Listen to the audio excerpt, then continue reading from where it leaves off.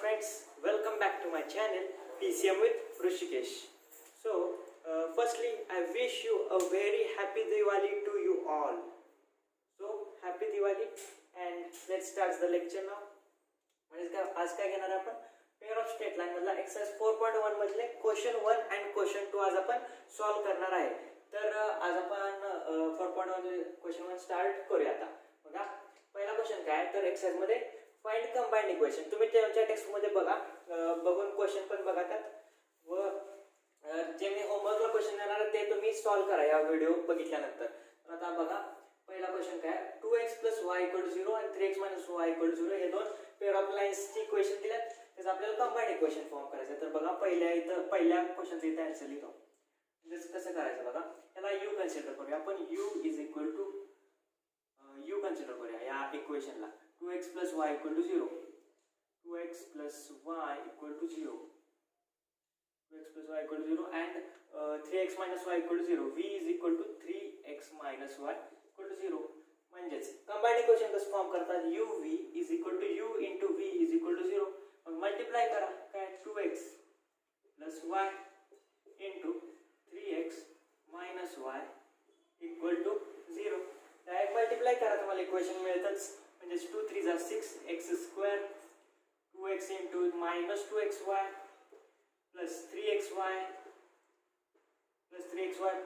-y² = 0. त्याला सॉल्व करूया. आपल्याला इक्वेशन मिळून जातं 6x² मायनस नाही +3 - 2 म्हणजे काय ना +xy -y² = 0. This is our required combined equation of these two pair of lines. पहिला क्वेश्चन समजला, हे नोट डाउन करा. तर आता आपण सेकंड क्वेश्चन बघूया. हा सेकंड क्वेश्चन आहे तो तुम्हाला मी होमवर्क साठी ठेवतो. सेमच आहे, पहिल्या क्वेश्चन सारखाच आहे, सेम काय डिफरन्स नाही, फक्त मल्टिप्लाय करायचं आहे. त्यामुळे तुम्ही सॉल्व करा हा सेकंड क्वेश्चन. तर आता थर्ड क्वेश्चन बघूया आपण काय दिलंय. हे रफ करतो, पहिला नोट डाउन करून घ्या.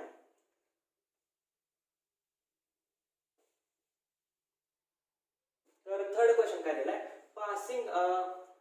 passing through 2 3 and parallel to coordinate axis. Line दिलेत दोन, passing through 2 3 and parallel to coordinate axis. Parallel to म्हणजे coordinate axis चे इक्वेशन काय असतं, x = 0 and y = 0. हे झालं coordinate axis चं इक्वेशन आहे. थर्ड क्वेश्चनचा आन्सर आहे x = 0 आणि y = 0.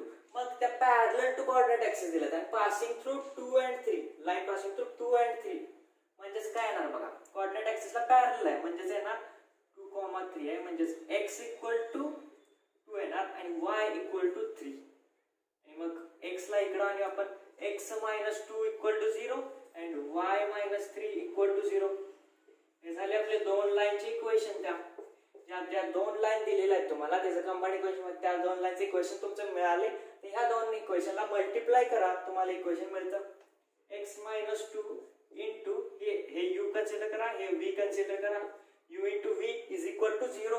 मग x - 2 into y - 3 = 0. म्हणजे xy -3x - 2y + 6, 2 3 = 6 = 0. हे इक्वेशन तुमचं फॉर्म झालेलं आहे. कळलं, combined equation of passing through 2 3 and parallel to coordinate axis. हे तीन क्वेश्चन आपण बघितलेले आहेत. आता फोर्थ आणि फिफ्थ क्वेश्चन जरासा डिफरंट आहे, तो पण आता बघूया. पहिला मी क्वेश्चन लिहून घेतो, नंतर आपण बघूया. तर आता फोर्थ क्वेश्चन हा बघा काय दिलाय, passing through 2 3 line passing through 2 3 दोन pair of lines and perpendicular to the lines. दोन इक्वेशन दिला, त्या लाईन्सला परपेंडिक्युलर आहे असं तुम्हाला दिलेलं आहे. त्याचं कसं करायचं बघा, परपेंडिक्युलर इक्वेशन काय, परपेंडिक्युलर लाईनची इक्वेशन पासिंग पहिला 2 3 दिले. इथे क्वेश्चन घेतो. क्वेश्चन फोर्थ आहे. 3x + 2y - 1, 3x + 2y - 1 = 0 and x - 3y + 2 = 0, + 2 = 0. म्हणजेच बघा 3x + 2y - 1 = 0. याचा स्लोप कसा काढायचा, -a/b. म्हणजे इथे काय a3 आणि b 2y = -3/2. आला हा स्लोप या लाईनचा, या परपेंडिक्युलर लाईनचा स्लोप आहे. आणि याचा स्लोप काय येणार बघा, equal to -1 - 1/-3 minus minus cancel equal to 1/3 हा स्लोप आला कसा आला slope minus a by B आणि हा पण minus a by B minus 1/-3 1/3 आणि या पॉइंट मधून पास होत आहे.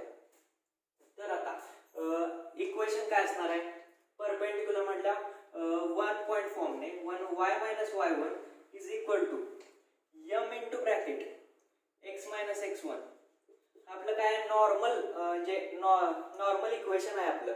जर परपेंडिक्युलर लाईन्स दिले असतील व त्याचा आपल्याकडे स्लोप काढला आहे तर त्याचाच कसा इथं काय येणार बघ m नाही येणार इथं -1/m1 म्हणजेच आपला झाला या लाईनच्या रिक्वायर्ड लाईनचा स्लोप मिळाला आपला. या लाईनचा स्लोप इथे पुटअप केला की आपल्याला इक्वेशन मिळून जाईल. आणि यात पण तसंच इथं पुटअप केलं की असं दोनदा पुटअप करा तुम्हाला हे इक्वेशन मिळून जाईल आणि ते दोन इक्वेशन जे मिळतील ते मल्टिप्लाय करायचे.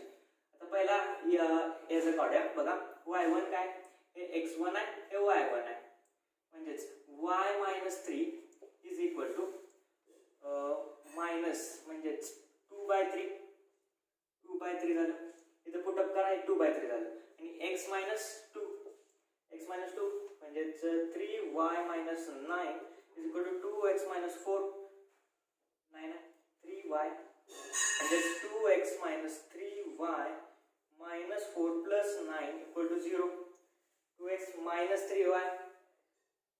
4 प्लस 9 -4 प्लस 9 म्हणजे plus 2x - 3y plus 5 equal to 0 हे आपलं एक लाईनचं इक्वेशन झालं. आता सेकंड लाईनचं इक्वेशन कसं बघा सेकंड लाईनचं इक्वेशन यात पुटअप करूया y - y1 म्हणजेच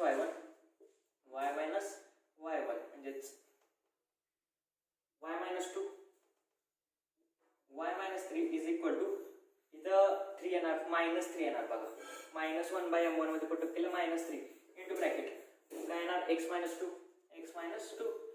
y - 3 is equal to -3x plus 6 इकडे घ्या 3x plus y -3 - 6 -9 equal to 0 हे दुसऱ्या लाईनचं आपल्याला इक्वेशन झालं. आता हे इक्वेशन आणि हे इक्वेशन आपण मल्टिप्लाय करूया म्हणजेच काय u कन्सिडर करूया याला आणि हे झालं v कन्सिडर करायला u v is equal to 0 इथे लिहितो u into v equal to 0 म्हणजेच 2x - 3y plus 5 equal to 0 and into v काय 3x plus y - 9 equal to 0 हे तुम्ही मल्टिप्लाय तुमचं तुम्ही करा हे इझी आहे इथून पुढे काय इझीच आहे फक्त मल्टिप्लाय करा तुमचं इक्वेशन तुम्हाला मिळून जाईल. आता आपण हा क्वेश्चन बघा समजला आहे का तुम्हाला काय केलं पहिला 2/3 या पॉइंट मधून पास होत होतं परपेंडिक्युलर या दोन लाईन दिलेल्या आहेत त्या दोन लाईन्सला त्याचा स्लोप येणार -3/2 1/3 म्हणजे त्याचा रेसिप्रोकल घेतला की आपल्याला त्या रिक्वायर्ड लाईनचा स्लोप मिळतो म्हणजे -1/m1 करायचं आणि यात पुटअप करायचं. दोनदा आपण सेपरेटली पुटअप केलं ती इक्वेशन सेपरेटली काढली आणि नंतर मल्टिप्लाय केलं की तुम्हाला इक्वेशन मिळून गेलं. आता आपण फिफ्थ क्वेश्चन हा बघूया हे मी रफ करतो पहिला नोट डाऊन करून घ्या सगळं इथून पुढे तुम्ही सॉल्व करा इझीच आहे काय अवघड नाही पुढे बघा. आता फिफ्थ क्वेश्चन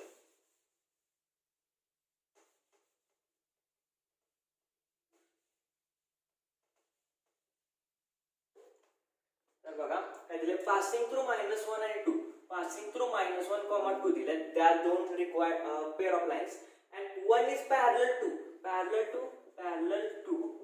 हे fifth question value parallel to x + 3y - 1 equal to 0 parallel to आणि perpendicular to other is perpendicular to आणि परपेंडिक्युलर टू कशाला आहे 2x - 3y - 1 2x - 3y - 1 equal to 0 ला परपेंडिक्युलर म्हणजे जी पॅरलल लाईन आहे त्याचा स्लोप तर डायरेक्ट m आपण स्लोप घेऊ शकतो म्हणजे याचा स्लोप काय येणार -1/3 equal to m is equal to m1 is equal to -1/3 आला आपल्याकडे आला ना -1/3 आणि इथं पण आपल्याला -1/m1 रेसिप्रोकल इथं घ्यावा लागेल इथं म्हणजेच बघा इथं स्लोप येणार आहे आपला पहिला -2/-3 मायनस कॅन्सल इक्वल टू 2/3 हे झालं या लाईनचा स्लोप. मग आता याचा आपण रेसिप्रोकल घेऊन निगेटिव्ह साइन दिली म्हणजेच -1/m जो स्लोप आला तो आपण करा म्हणजेच इथं काय करायचं 2/3 3 वर गेलं म्हणजेच इक्वल टू -1 -3/2 आला m2 इज इक्वल टू -3/2. आलं कळालं? तर या दोन इक्वेशन आपण मगाशी काढलेले आहेत. त्यात पुटअप करूया.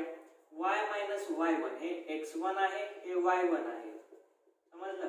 y - y1 काय 2 equal to m into bracket -1/3 into x minus. इथं रेसिप्रोकल का घेतला नाही समजलंय का? हे पॅरलल लाईन आहे, म्हणजे पॅरलल लाईनचा स्लोप सेमच असतो ना. जी लाईनचा काढायचा त्याला पॅरलल लाईन आहे, त्याचा स्लोप सेमच असणार आहे, म्हणजे म्हणून काढलं नाही. x काय -1 मायनस मायनस प्लस झालं x + 1 हे 3 कळतं 3y minus 6 3y minus 6 equal to -x -1 -x -1.